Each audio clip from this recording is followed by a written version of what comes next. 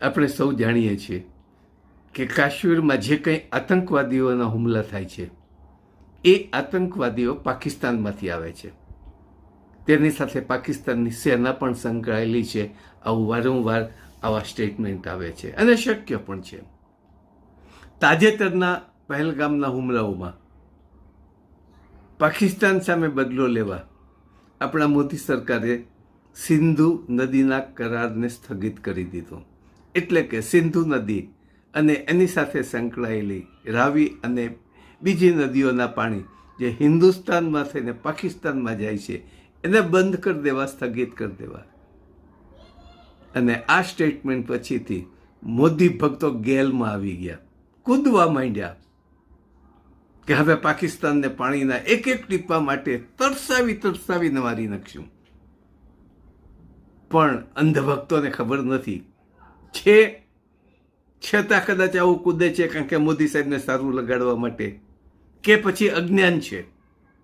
ઘણા અજ્ઞાન પણ છે કે જે કંઈ નદીઓ છે, સિંધુ નદી, બિયાસ નદી, સતલજ નદી, આવી ઘણી બધી નદીઓ છે, હિમાલયમાંથી આ નીકળે છે.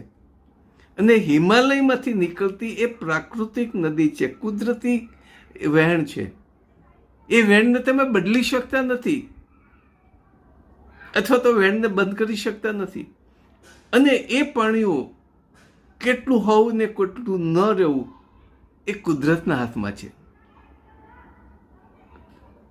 મોદી ભક્તો આવું કૂદતા હતા એ દરમિયાન ઝેલમ નદીમાં પૂર આવ્યું અને બરફ પીગળે એટલે પૂર આવે, બહુ સ્વાભાવિક છે. અને એ પૂરનું પાણી પાકિસ્તાનમાં પણ પહોંચ્યું, પાકિસ્તાનમાં પણ પૂરની અસર થઈ.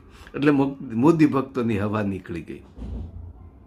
બળાશ મારવી એ ભાજપ અને આરએસએસના લોહીમાં નસમાં વણાયેલું છે.